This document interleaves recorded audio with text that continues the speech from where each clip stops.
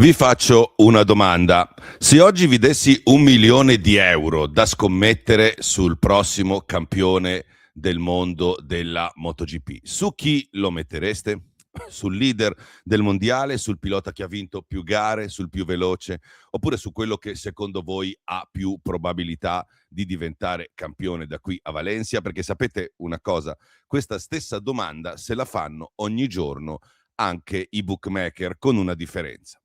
Loro non sono esperti di MotoGP, magari non gli piace nemmeno, ma ci devono lavorare e quando sbagliano non perdono una discussione su Facebook, perdono milioni di euro. Vi chiedo di fare una cosa: lasciate da parte tutta la vostra competenza, le vostre opinioni di esperti, quello che pensate o sperate che succeda, per andare a vedere, ci andiamo insieme, come ragionano quelli che fanno questo per soldi, ossia quelli che se non ci prendono vanno in fallimento. Ricordatevi che il banco, bene o male, vince sempre. Ok? Volete vedere chi vince il mondiale MotoGP? Bene, sigla.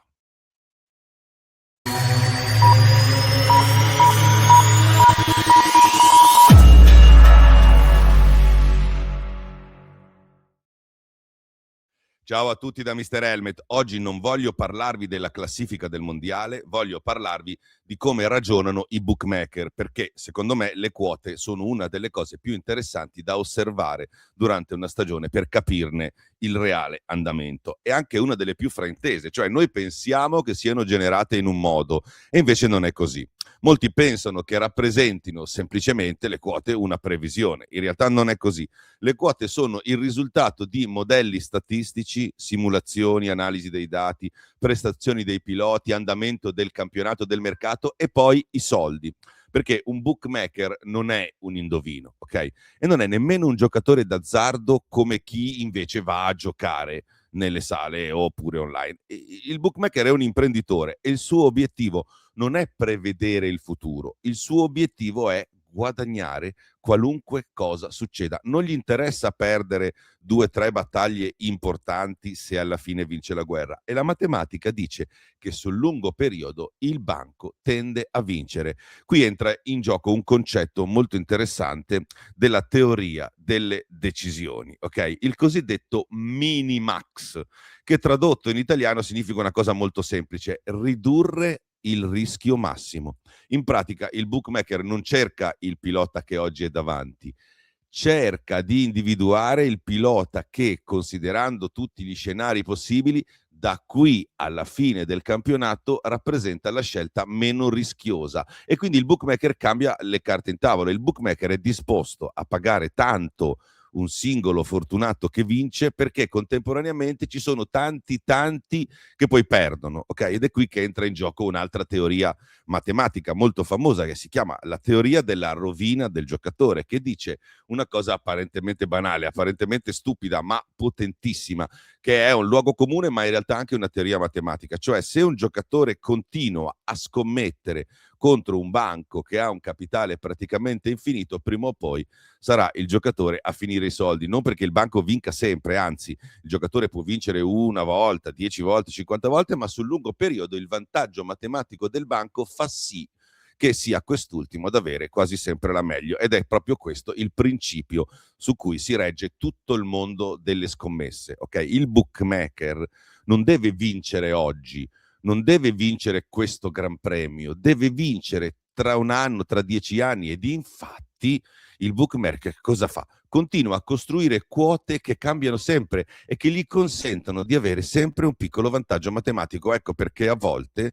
le quote raccontano una storia diversa dalla classifica, ma c'è un altro aspetto che secondo me è ancora più interessante, cioè le quote non servono soltanto a rappresentare una probabilità, cioè uno pensa che le quote rappresentino la probabilità di vittoria, servono anche a gestire il mercato, cioè se improvvisamente migliaia di persone iniziano a puntare su un pilota, il bookmaker modifica la quota e cambia le carte in tavola. Non necessariamente perché quel pilota sia diventato più forte. Uno dice, vabbè, guarda, Marquez è forte, lo danno a... Oppure, no, Perché il bookmaker deve limitare la propria esposizione economica. Allo stesso modo può rendere invece più interessante un altro pilota aumentando la quota e cercando di distribuire meglio le giocate. Insomma, le quote non sono delle fotografie, sono una cosa viva e cambiano continuamente. Proprio per questo vale la pena guardarlo. Ok, vediamo adesso cosa dice il mercato in questi giorni, ma poi vedrete che probabilmente dopo il prossimo Gran Premio cambierà. Vedete qui nella scheda. Allora, secondo OddChecker, che è un aggregatore di scommesse, il favorito per il mondiale resta Marc Marquez, la miglior quota disponibile è intorno a 2. Okay. Alle sue spalle troviamo Jorge Martin e Marco Bezzecchi, entrambi nella fascia fra 4 e 5, con, se andiamo a guardare i dettagli poi delle singole case e betting houses, con una preferenza leggera per Martin, diciamo la verità. Poi c'è Fabio Di Giannantonio, molto più indietro, ma prima c'è clamorosamente una new entry che è Ogura, sorpresa del campionato, e poi ci sono gli altri outsider. Ok, ora fermiamoci un attimo perché qui nasce la domanda più interessante. Com'è possibile che il leader del mondiale non sia il favorito dei bookmaker? Cioè, ma porca miseria, sta vincendo, ma invece lo è uno che è al terzo, quarto, quinto posto. La risposta è semplice: le quote non fotografano il passato e neanche il presente.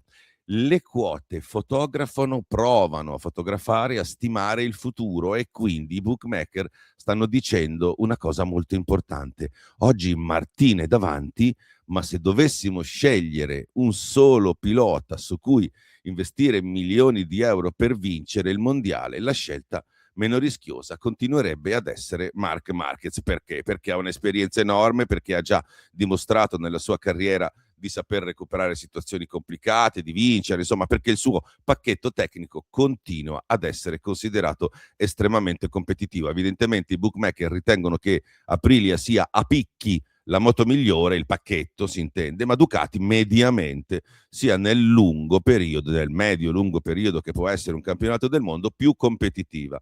E perché i modelli statistici gli attribuiscono ancora la probabilità più alta di arrivare davanti a tutti. Ok?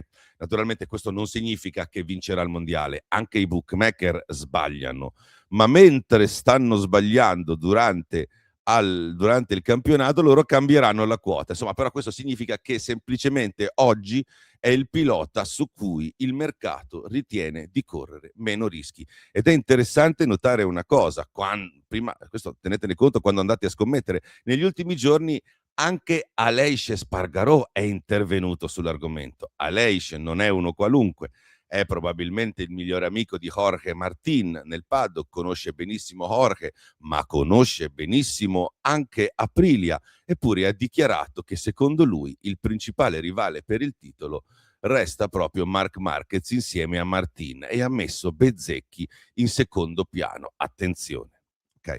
Non sto dicendo che siano state le parole di Aleix a cambiare le quote, i bookmaker non aggiornano una lavagna per un'intervista, però le quote vengono costruite sulla base di dati, simulazioni, flussi di denaro, e quindi è curioso vedere come una persona così vicina a Martina abbia espresso una valutazione perfettamente in linea con quella del mercato dei bookmaker.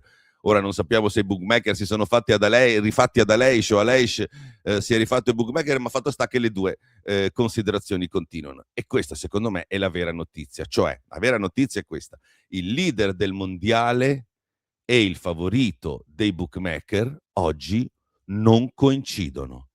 E non è una contraddizione, è semplicemente il modo in cui il mercato interpreta il rischio.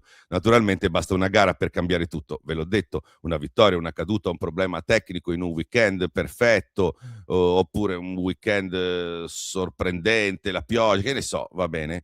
Le quote cambiano continuamente e questo è il bello. Ricordatevi sempre una cosa: quando guardate una quota non state guardando il pronostico di un esperto di MotoGP, neanche per idea. State guardando il risultato di migliaia di simulazioni matematiche, analisi statistiche e valutazioni economiche costruite per fare una cosa sola, cioè ridurre il rischio dei bookmaker, cioè di quelli che ci lavorano. Se poi quel pronostico coincide anche con quello che pensate voi, tanto meglio, ok? Ma il loro obiettivo non è avere ragione, cioè l'obiettivo dei bookmaker è continuare a guadagnare nel lungo periodo. Cioè un bookmaker, uno scommettitore, un proprietario di agenzia di scommesse, per vincere, pensate, sarebbe disposto anche a scommettere sulla sua sconfitta e perdendo si troverebbe a vincere. Questo è il paradosso, no? Ed è proprio per questo che secondo me